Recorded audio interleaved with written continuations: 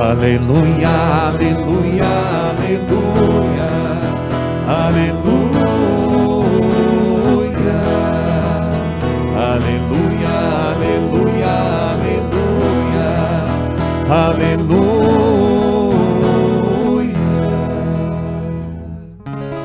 Eu sou o bom pastor, diz o Senhor. Eu conheço minhas ovelhas e elas me conhecem a mim. Aleluia, aleluia, aleluia, aleluia, aleluia, aleluia, aleluia, aleluia. O Senhor esteja convosco. Ele está no meio de nós. Proclamação do Evangelho de Jesus Cristo, segundo João. Glória a vós, Senhor.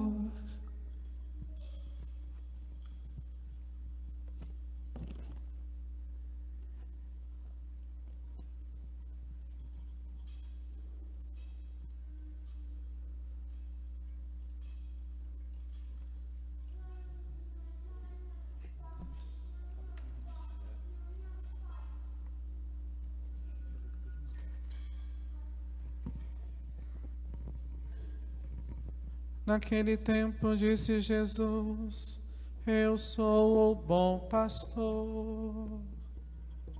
O bom pastor dá a vida por suas ovelhas. O mercenário que não é pastor e não é dono das ovelhas, vê o lobo chegar, abandona as ovelhas e foge, e o lobo as ataca e dispersa. Pois ele é apenas um mercenário e não se importa com as ovelhas.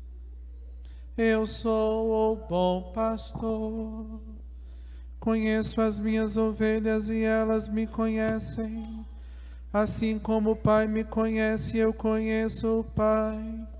Eu dou a minha vida pelas ovelhas.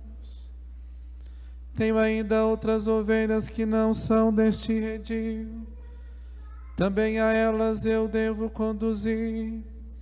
E elas escutarão a minha voz, e haverá um só rebanho e um só pastor. Por isso que o Pai me ama, porque dou a minha vida, para depois recebê-la novamente. Ninguém tira a minha vida, eu dou-a por mim mesmo, pois tenho o poder de entregá-la e tenho o poder de recebê-la novamente. Essa é a ordem que recebi do meu Pai. Palavra da salvação. Glória a vós, Senhor. Podemos sentar um instante. Deixe a luz do céu entrar. Do céu entrar. Deixe a luz do céu entrar. Abre bem as portas do seu coração e deixa a luz do céu entrar. Então, como foi já introduzido no início, a igreja celebra hoje o quarto domingo, o domingo do Bom Pastor. Nós percebemos pelas leituras que escutamos, né? Essa figura do bom pastor, usada aqui por Jesus, Lucas tem a intenção de fazer uma catequese sobre a missão de Jesus Cristo. E essa imagem, ela não cai assim do céu, né? Ela tem um contexto. a cultura judaica pastoril, né? Então, quando se fala de pastor, eles sabem, aquela pessoa que tem ovelhas, cabritos, bois, né? Então, acostumados em saber o que é pastor, o que é rebanho. Então, Jesus costumava usar imagens do cotidiano da vida das pessoas.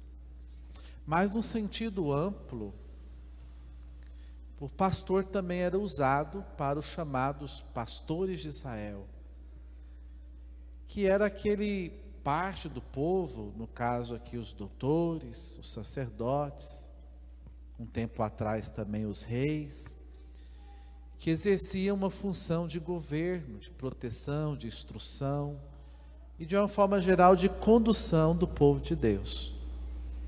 E Jesus teve muito embate com os doutores da lei, com os mestres, com os fariseus, os sacerdotes, no caso aqui os saduceus, porque eles não estavam conduzindo bem o povo. Se percebia no povo uma extorsão, né? Usava o povo para benefício próprio, colocava nas costas do povo um fardo que nem eles mesmos carregavam. Não é à toa que Jesus chama eles de sepulcro caiado, víboras, raça, de não sei de quê. Então, estou construindo aqui o contexto. Também não é distante de Jesus, porque conhecia os profetas e a lei, porque foi formado na cultura judaica. Também aquele famoso pedaço ali de Ezequiel, se não me falha a memória, capítulo 34, aonde ele faz um oráculo contra os maus pastores. Pastores que estavam perdendo o rebanho, né? O povo de Israel estava perdido porque não encontrava ali, né, os pastores adequados para conduzir esse povo. Ele chega até a falar, né, ai de vós pastores, né, etc. É nesse contexto, e aí para terminar o contexto, também Jesus tinha feito ali o milagre do cego de nascença. E eles viram que eles não permitiram ali, os pastores do povo, não permitiram ali que ele pudesse chegar à luz. Não admitiam essa cura de Jesus, ou não admitiam ali que ele pudesse ter a experiência de enxergar o dom da fé, né? Então, esse contexto, Jesus usa essa imagem, e ele começa, né? Pastor bono. Ergo eimi pastor bono.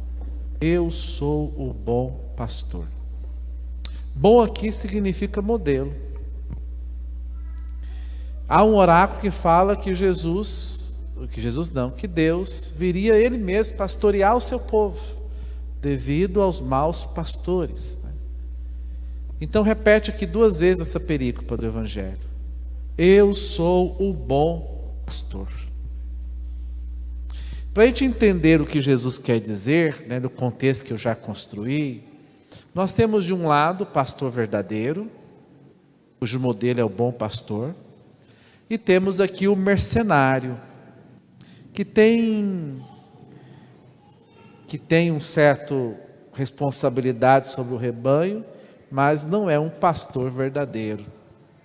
E o que seria, ou qual seria a distinção de um pastor verdadeiro para um mercenário? Jesus, o modelo. E que modelo é esse? 2 coisas. Primeiro, o cuidado com as ovelhas. O pastor tem aquele cuidado de conduzir a ovelha, de alimentar a ovelha, de curar a ovelha, de conduzir a ovelha. Há uma relação de trato, de amor, de cuidado. A segunda é o fator proteção, aqui simbolizado pelo lobo, né? O pastor bom, verdadeiro, está atento para que aquilo que está ao redor não ataque, não peque, não cause prejuízo, né? Não mate aquilo que está sob os seus cuidados, aquilo que ele ama. O lobo aqui pode ser o pecado, o demônio, os perigos externos, até porque no sentido mais até Roma, né? Proteger. Porque o lobo vem para dispersar, para atacar, para matar. Entra também as falsas doutrinas e etc. O mercenário não é assim. Não há uma relação com as ovelhas. O mercenário tem uma relação com o dinheiro. Você me pagou, eu vou cuidar. Se você me pagar, eu vou matar. Não importa as ovelhas, importa o nosso trato, o nosso contrato, aquilo que nós negociamos, porque não há vínculo. Há uma tarefa a ser paga, não é? E na hora do vamos ver do lobo, ele não vai arriscar a sua vida por causa das ovelhas, né? Eu vou cascar fora, né? Vou lutar com o lobo por causa de ovelha, né? Sempre vou achar alguém que vai pagar alguma coisa para mim, para eu poder fazer o serviço. Então não há uma responsabilidade, não há um comprometimento, não há um amor, não há um cuidado com as ovelhas. Pelo contrário, o mercenário usa das ovelhas para os seus objetivos. A finalidade é ele, não é o bem do outro. Mas esse pastor bom, a qual se intui o verdadeiro pastoreio, ele também tem um outro fator interessante. O cuidado dele é total. Ele dá a vida pelas ovelhas. E o dar a vida aqui pode ser entendido, dar a minha vida por elas, numa entrega diária, ou até mesmo morrer salvando e protegendo elas, ou também pode ser dar a vida no sentido de que comigo a ovelha tem uma vida verdadeira, uma vida em plenitude, uma vida, né, aqui eterna no caso. Então aqui se fala, e aí por isso a catequese sobre a missão de Jesus Cristo, então se fala de um distintivo, de um Deus que ama, que cuida, que se importa, que protege, e se fala dessa missão da salvação, que é um pastor que ama tantas ovelhas, que para salvá-las ele dá a vida. Recebe as características, e acrescenta um terceiro.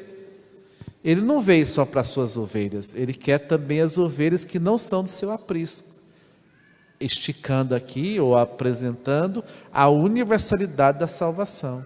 O Senhor deseja, é desejo de Deus que haja um só rebanho e um só pastor. O Senhor quer salvar a todos. Ele dá a vida por aquele que é dele e por aquilo que não quer saber dele. Ele morreu para os pecadores, como diz São João, Deus nos ama porque morreu por nós quando ainda éramos pecadores. Então, esse pastor bom se manifesta assim. Mas aí a gente poderia, e aqui está o ponto de confronto com a nossa vida do Evangelho, é que as ovelhas desse pastor, eles escutam a sua voz. Aí eu faço uma pergunta para você que está aqui, e para você que nos acompanha em casa.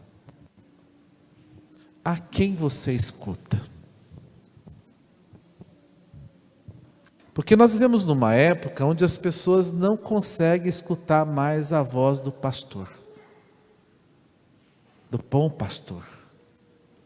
Primeiro porque há tantas vozes, tanta verborréia, tanto ideologia, tanta filosofia, tanto achismo, tanta fake news, que as pessoas hoje, na velocidade da informação, no volume e ao mesmo tempo, né, na qualidade das informações, as pessoas hoje elas estão meio perdidas por causa disso.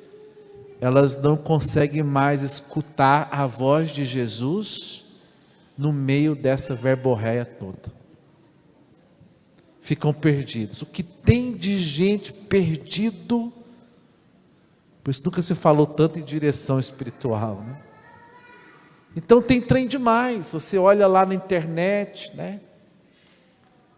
Ou às vezes você vai e fala assim, ó, não, o Bonner do Jornal Nacional falou. Ou se não, a nova onda agora, de fonte de conhecimento, é os youtubers. Não, eu sigo fulano, o ciclano, o beltrano.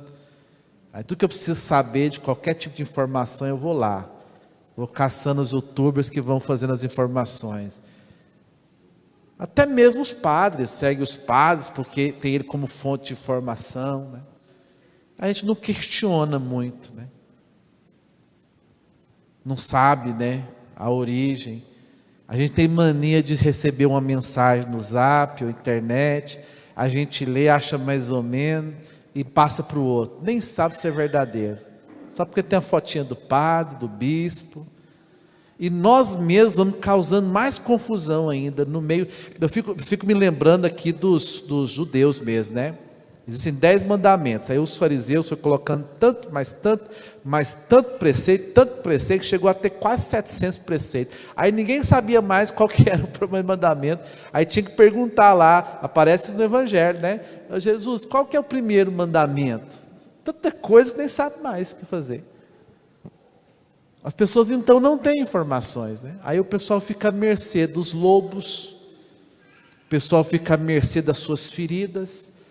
Muita gente passa fome, muita gente come mal, porque estão num mundo cheio de tantas coisas, e eles não conseguem, eles não identificam mais a voz do pastor.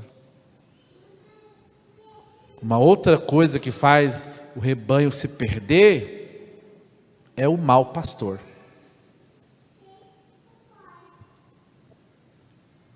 Aquele pastor que ensina o que ele acha, o que ele pensa, e não o que a igreja ensina. Tem o pastor também de outra os pastores aí de tantas e tantas igrejas, comunidades, seitas, igrejolas, sei lá, que às vezes pega ali e instrui, uns com reta intenção, com um pouco de conhecimento, outros não, extorquindo o povo mesmo. Você não vê mais, por exemplo, o boiadeiro, o Universal não precisa ter a televisão, né? Tem dinheiro, o Malafaia, os outros, acostumada, né? O povo não pode reunir, o povo não tem dinheiro. E mais do que isso, não só na questão financeira, né? Tem muitas ovelhas sendo sugadas aí, mortas aí até. E também dentro da própria igreja, né? Padres que não obedecem o bispo, o papa, ensina as coisas da sua cabeça. Às vezes você pega alguém com distorções morais. Eu fui ali e o padre me falou que não é pecado. Não, minha filha, você faz o que você quiser, mas que é pecado, é pecado. Vem cá, deixa eu te mostrar, lá no catecismo. Agora você faz o que você quiser. Eu, como seu pastor, estou dizendo para você, né, que é assim, esse é o certo, não é fácil mesmo viver, né? Você se esforça, vai tentando, faz o melhor que você puder, ou você vai cair na conveniência. Eu acolho, amo, abraço, mas a lei é para você, a lei é para mim, né? A gente não consegue sempre mesmo, nós estamos sempre em processo de conversão, né? Mas ensinar coisa errada eu não vou não. É necessário mostrar o caminho. E a pessoa, quando ela tem ciência, ela sabe. Por exemplo, já atendi padres. Vim cá confessar, padre. Eu confessei ali, padre, mas o padre, por exemplo, dando um exemplo. Eu tive uma vida conjugal com meu namorado, minha namorada. Aí o padre falou, não tem problema não, você é feito com amor, né? Minha filha, você pode continuar se você quiser, mas é pecado, contra o sexto mandamento, esse pecado chama fornicação. E é grave, porque você está ofendendo a sacralidade do outro e o seu próprio corpo. Há um tempo para cada coisa. Agora o que você vai fazer na sua vida, eu não sei, né? E aí o pessoal, com dó do povo, ou sei lá, vai abrindo exceções que ele não tem. Porque eu não posso dizer a pessoa que ela tem que fazer, eu posso mostrar o caminho. Não é? E a gente vê também outras coisas, por exemplo, ensinando as suas manias e as suas piedades. Eu tenho a minha piedade, mas a minha piedade, o que eu penso, não salva ninguém. Pode servir de exemplo, uma coisa ou outra, né? Mas a gente vai criando a mania e aí tudo bem, mas vai ensinando aquilo como se fosse o que a igreja ensina. Aí as ovelhas ficam perdidas. Porque chega um padre diz uma coisa, chega outro padre diz outra coisa, outro padre fala isso, outro padre fala aquilo, e o povo fica... Mas o povo conhece o bom pastor. Eles identificam, né? Há sinais, né? É muito comum às vezes ouvir de vocês, né? Por onde eu já passei também, fala, olha, não, aquele padre é estranho. Parece que ele não tem fé. Já viram isso? Aquele padre ali, não sei, não tem jeito de padre. Sei lá o que é jeito de padre, né? Não, aquele padre ali, a gente nunca... Ele não... Sei lá, a gente precisa dele... A gente sabe, claro, todo padre tem seus pecados, suas fraquezas. A gente faz o melhor que a gente pode, nem sempre a gente consegue, não é fácil ser padre, né? Mas o povo identifica pela entrega, pelo jeito, pelo cuidado, pela cura, né? Até peço perdão pelas vezes que eu não fui bom pastor, né? Mas percebe o jeito de celebrar, a fidelidade à igreja, o que ele ensina. Tem gente que tem esse senso. Então a importância do bom pastor, modelo que é o Cristo, e o perigo dos maus pastores. Mas a quem você escuta? Tem também os escândalos, né? E aí tem escândalos e escândalos, né? Tem aquele bom que às vezes erra e cai, tem aquele que realmente está torto tem tempo, né? Que não devia ter ordenado. Aí o povo perde, né, um pouco, né, devido, né, tem que rezar muito pelos padres, né, não é fácil mesmo ser fiel, assim como também não é fácil ser fiel no próprio matrimônio, né? São vocações de serviço difíceis, quem é casado sabe, e quem é padre também sabe, das nossas lapejas, né? Mas é necessário escutar a voz. E é interessante essa relação, né, de ovelha e pastor. Eu lembro quando eu fui padre na Santa Clara, eu fui transferido para Jaraguá. Falei isso nas outras missas. Jaraguá, eu estava 2 anos e 4 meses em Anápolis. Estava no auge, assim, eu tinha 6 anos que estava lá. Uma sintonia muito boa com o povo, sabe? Foi muito difícil. Nossa, como foi difícil. Sofri demais saindo de lá. Então o bispo me chamou, falou, preciso de você em Jaraguá, aconteceu isso. Então 15 dias eu saí. E lá em Jaraguá o padre tinha sofrido um acidente, o vigário que estava lá ajudando, ficou lá socorrendo durante 1 mês. Era um padre muito jovem ainda na época, e o povo ficou meio perdido. Estava fazendo o melhor que ele podia, celebrava, hoje inclusive é o aniversário dele. E desse vigário. Cuidando e tal. Aí minha posse ficou para uma quarta-feira. Aí o povo de Anápolis fizeram uma surpresa, foi muita gente. Aí o povo de Jaraguá do lado de fora, o povo de Anápolis lá de dentro da igreja. É aquela sensação que você sobe a rampa da igreja, aquele povo olha para você e fala, aquela sensação assim, que fica aquela impressão, né? O povo fez assim, ó, chegou o padre. Vocês passaram por experiência assim, né? 1 ano sem padre. O padre João vinha que celebrava na quarta, uma missa no sábado, no domingo, celebrava um monte de Eucaristia, o ministro continuava. Aquela coisa sem cabeça, sabe? E onde não tem cabeça, né? Onde não tem um cacique, vira aí vira só cacique. Aí não tem índio, né? E aí quando o pastor chega, as ovelhas se identificam. Aqui eu nunca saí de férias tanto tempo, mas quando eu saio, eu venho no final de semana, porque para não deixar vocês sem missa, mas já houve na minha momento de eu sair, ficar 1 mês de férias. Aí quando você chega, aí o povo olha para você, dá aquela alegria de te ver, né? Eles acostumaram com o tom da nossa voz, né? Você escuta outro e você fala, nossa, que padre bom, às vezes até melhor do que a gente, né? Quantos de vocês aqui, por exemplo, tem tanta saudade do João Batista, do Hércules, porque eles batizaram seus filhos, casaram vocês, ou às vezes fizeram a primeira comunhão dos seus filhos, às vezes ajudaram vocês em momentos difíceis, foram no hospital, cuidou de vocês, vocês têm aquele amor, aquele carinho que marcou a vida de vocês. Aí eles vêm aqui e falam, nossa, que saudade do Senhor, mas você sabe, não é o meu pastor. E como eu vou em Jaraguá, e o povo me abraça, o povo tem muito carinho por mim, Anápolis, eu também tenho muito amor por eles, aquela coisa com a gente, mas pronto, é como alguém que você muito tempo não vê, está morrendo de saudade, e vai lá e abraça, e pronto. Mas não é mais o de casa, né? Não é que cuida.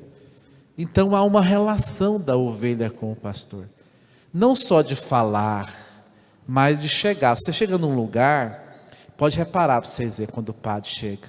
O pessoal costuma falar assim, não padre, nós reunimos lá, não, nós fizemos isso, tá? Mas quando o padre está é diferente. O padre chega, o povo estica a saia, arruma a blusa, esconde a latinha de cerveja, não é? Dependendo do seu estado de humor, você fala assim, nossa, o padre chegou, misericórdia. Ou dependendo do seu estado, nossa, o padre chegou, que bom, né? Vixe Maria, agora o padre chegou, né? Ou seja, tem um referencial, é o ponto de unidade da comunidade, né? E aí, feliz a comunidade que tem um bom pastor, porque ela tem direção. Eles vão aprendendo a caminhar na mesma direção. Quando eu cheguei aqui, a gente fez um plano pastoral, né? Não conseguimos cumprir por causa da pandemia, mas tinha um plano pastoral, que é unir todo mundo numa direção só. Nós conseguimos unir as comunidades, cada comunidade era por si, né? Tem um padre agora. Então a gente vai percebendo a importância do pastor. E aí também a importância de rezar pelas vocações. Mas eu repito mais uma vez, a quem você ouve? É importante escutar o padre se você estiver em comunhão com o seu bispo. É bom verificar se o padre está em comunhão com o seu bispo. É bom verificar se o bispo está em comunhão com o Papa. Porque isso traz a legitimidade do pastoreio, não é? Isso mostra a comunhão. A gente vê aqui, eu vou conversando e vou falando, e a minha estola vai saindo, ó. Segura aqui, filho, por favor. Depois eu ponho minha estola. Gesticulando, né? Vai dançando assim, ó, o padre. Aí então, às vezes, até perdi onde eu estava, né? Então, a quem você ouve? A quem você segue?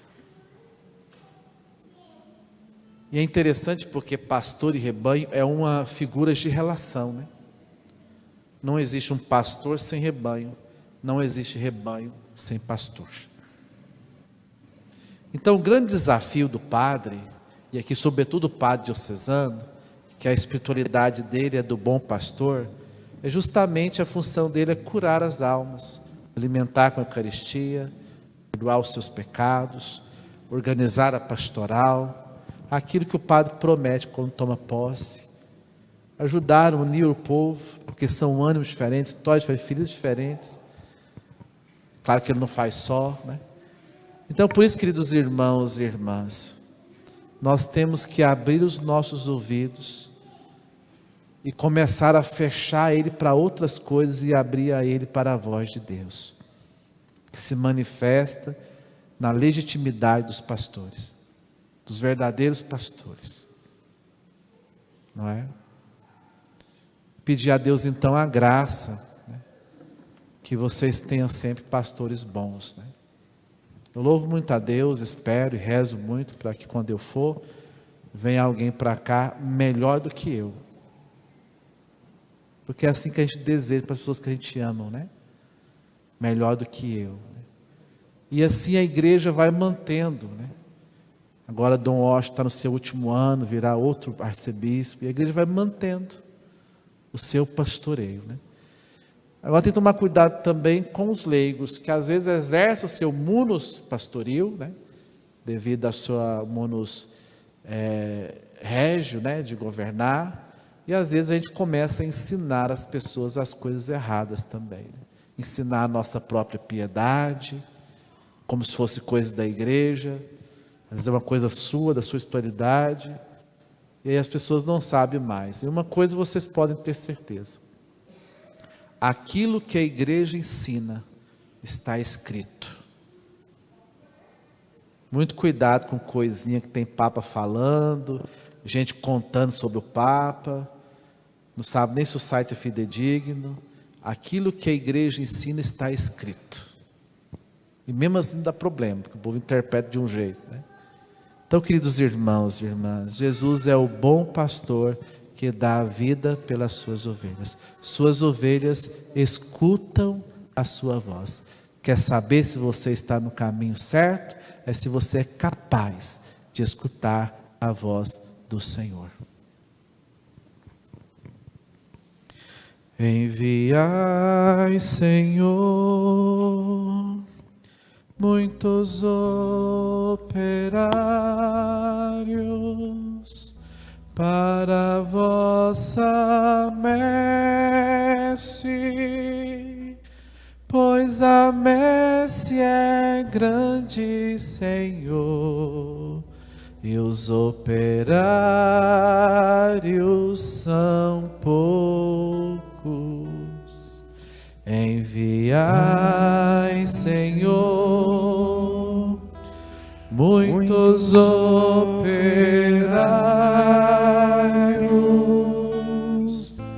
para a vossa messe, pois a messe é grande, Senhor, e os operários são